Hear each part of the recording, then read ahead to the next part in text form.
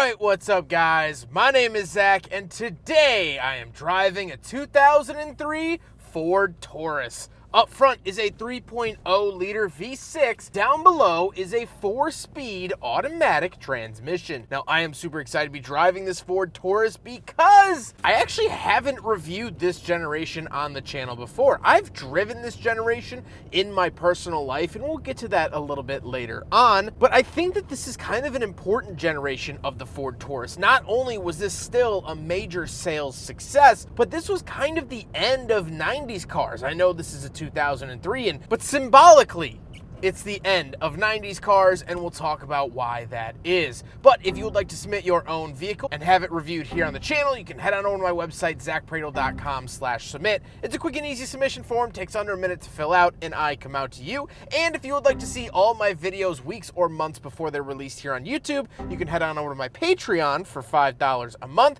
That will also be linked in the description below. And a huge thank you to North Naperville Autos for letting me borrow their Ford Taurus for today's video. We'll talk more about them at the end of the video, but if you'd like to browse their inventory, you can also do that down in the description below. But let's get back to that 3-liter V6 under the hood. Well, funny enough, that's when normal average sedans could have 6 cylinders, and it wasn't that big of a deal. This was pre-turbocharging era, especially from Ford. This is pre-EcoBoost or anything like that we saw in the next generation of Taurus. It's the Vulcan 3-liter, and it's fine. It does the job. Now, it's going to have some American car issues. As I stated, I had 2 friends in high school that had this exact car in this exact color. They were both named Ryan, funny enough. And they had some issues, alternators, batteries, spark plugs, things like that, but never anything too major. It seems to be relatively reliable and stable. Like I said, Paraduit is a 4-speed automatic. It is quite lazy, but it didn't really need to be anything beyond that. It does the job, and I don't have any complaints. Last but not least about the Taurus drivetrain, it of course is front-wheel drive. Later generations would come with all-wheel drive, but this is still front. How does it feel to drive the 03 Ford Taurus? It's pretty bland and basic. There's nothing really special about it. It does decently or relatively float over bumps. It has a little bit softer of a suspension, but it's not anything crazy. You're piloting Grimace at the end of the day. That's really what it feels like. Visibility is pretty good. I would say that that's a strong suit of the Taurus. It's easy to drive. It's easy to steer. It's just not anything too interesting. With that stuff out of the way, let's talk about the interior. Well, in front of me, I have 4 gauges. Off to the left is my fuel and coolant temperature. In the center is my speedometer, and off to the right is my tachometer. On the steering wheel, we do have buttons for our cruise control, but that's it. Blobby and big. Off to the left, we have a climate control vent, our headlight switch, and gauge dimmer switch, as well as our trunk release down below. And on the door, we have power mirrors, power locks, and power windows. Moving into the center, we have 2 climate control vents, nothing too interesting there, and our radio/climate controls. They're all integrated together here, probably much to the chagrin of anyone that wanted to add an aftermarket radio in 2003. But we do have a cassette player and apparently a CD player, although I'm not sure where it goes in. If I find it, I'll let you know. Favorite buttons, seek track, things like that. And then we have our climate controls, fan speed off to the left, temperature in the center, where to send it off to the right. I saw a tweet recently saying that once we got rid of these simple climate controls, our nation went downhill, and I tend to agree. Down below that, we do have a little cubby, our cigarette lighter, and ashtray, and then we don't get any center console. Or do we? Well, we kind of do, kind of don't. So we'll talk about the seats, because the seats actually are a bench seat up front, but you can flip the center console into a seat or a console. So here it is as a console. We do have a giant cup holder that is way too shallow for the big friggin' bottle, and the smaller cup holders are not wide enough for the big friggin' bottle. So unfortunately, I was kind of hoping this car would pass, but at the end of the day, it fails.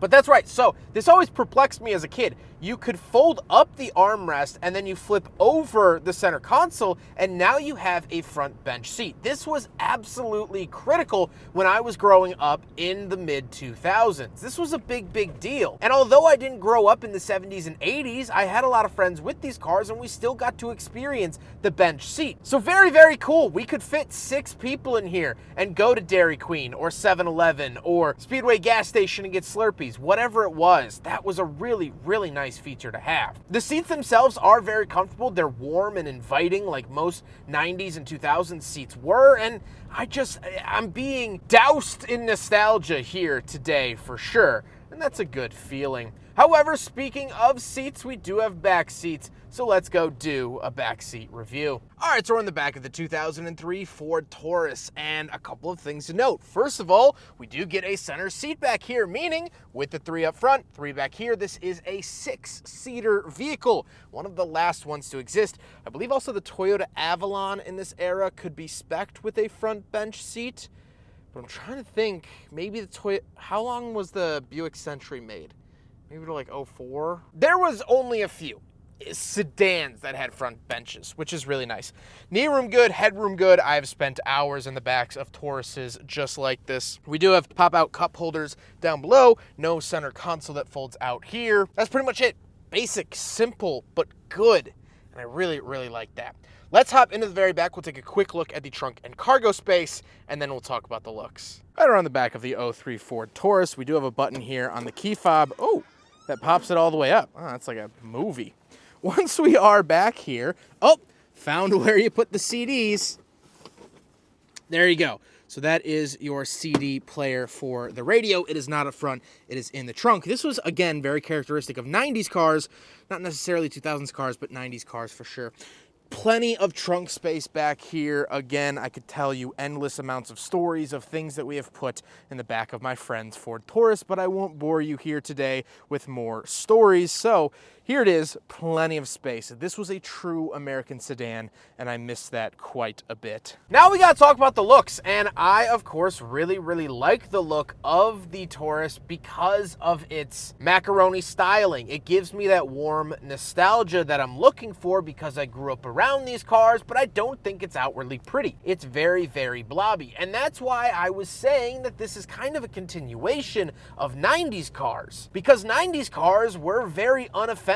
They weren't aggressive. They were soft and supple and rounded. It was the bubble era. And while, of course, that isn't a blanket statement, of course, we got cars like the Dodge Viper, but most regular average cars had soft lines, because we were coming out of the 80s that was all about boxy hard lines. We're switching back and forth, and I think we're starting to see that again in today's market. And so let's get on to my final thoughts. What do I think driving the Ford Taurus? I love it, of course. That's what I like about it, is that this car is so unoffensive. This car isn't trying to make a statement. It's not trying to sway me politically, emotionally, or religiously. It's just kind of a car, and that was a nice thing to have, because later generations, I'll show here, look at how angular that grille is. The lights look angry at me, like I just missed the Hail Mary to win the football game. It looks upset with me. The early 2010s Taurus SHO appears to be saying, I'm not mad, I'm just disappointed. That's not the case with this. And I understand in the late 2000s, there was a Taurus generation as well. Here's a stock image of that. It was also like the Ford 500. And then there was the Taurus X, which was also the Freestyle. The naming got kind of weird in the late 2000s. I'm not going to lie to you. But I love this car. And to be fair, I can't justifiably review this car without a bunch of my nostalgia in it. Like I said, I had 2 really close friends who drove this car, one of which I'm actually in a wedding with coming up. We've known each other for 13 years. He had one of these. The other kid that I knew somehow randomly got his hands on a concert speaker. You know those stacks of speakers you see at concerts?